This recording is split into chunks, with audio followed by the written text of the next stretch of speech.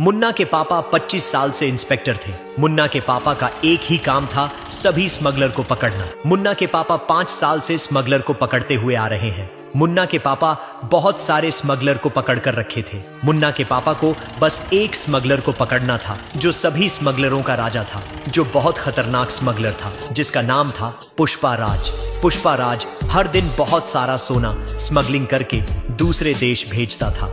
हर दिन पुष्पा राज भारत का सारा सोना अलग अलग देशों में भेजवाता था। मुन्ना के पापा हर दिन अलग अलग तरकीब लगाते थे पुष्पा राज को पकड़ने के लिए, लेकिन पुष्पा राज नहीं पकड़ में आता था। एक दिन मुन्ना के पापा को पता चला कि पुष्पा राज का ठिकाना एक जंगल में है। मुन्ना के पापा अपनी जीप से जंगल की ओर निकले। कुछ देर बाद मुन्ना के पापा जंगल में पुष्पा राज के ठिकाने पर पहुंचे, लेकिन पुष्पा राज वहां भी नहीं था। पुष्पा राज हर दिन अपनी जगह बदल देता था। मुन्ना के पापा पुष्पा राज से बहुत परेशान हो गए थे और बोले कि जब तक इस पुष्पा राज को नहीं पकड़ लूंगा तब तक चैन से नहीं बैठूंगा। अगले दिन मुन्ना के पापा एक योजना बनाते हैं। हर रास्ते पर पुलिस लगा देते हैं, सड़क पर, पुल पर, नदी पर, सब सड़कें ब्लॉक करवा देते हैं। लेकिन यह पुष्पा राज बहुत चालाक था। पुष्पा राज रातों रात एक बड़ा सा शिप से सोना ले जाने लगा। उधर मुन्ना के पापा को जैसे ही पता चला, वे तुरंत अपनी जीप से समुद्र की ओर निकले।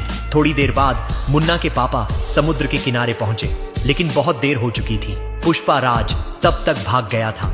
मुन्ना के पापा वापस घर आ गए। अगले दिन पुष्पा राज अपने सभी साथियों से बोला, सुनो सब, वो इंस्पेक्टर हर रास्ता ब्लॉक करवा दिया है। अब हम रास्ते से नहीं बल्कि आसमान से ले जाएंगे। और बोला, जल्दी से सारा सोना दूसरे देश में भिजवाकर हम एक नई जगह जाएंगे जहां बहुत सारा सोने का खदान है। इतना बोलकर पुष्पा राज हेलीकॉप्टर से सारा सोना पास करवाने लगा और सारा सोना पार करवा के वह एक गुफा में गया जहां बहुत सारा सोना था। पुष्पा राज बोला, जल्दी जल्दी सारा सोना भरकर भाग जाते हैं। पुष्पा राज अपने गैंग के साथ सोना खोदने लगा, लेकिन तभी वहां मुन्ना के पापा पुलिस को लेकर पहुंच गए और पुष्पा राज को और सभी गैंग को पकड़ लिया।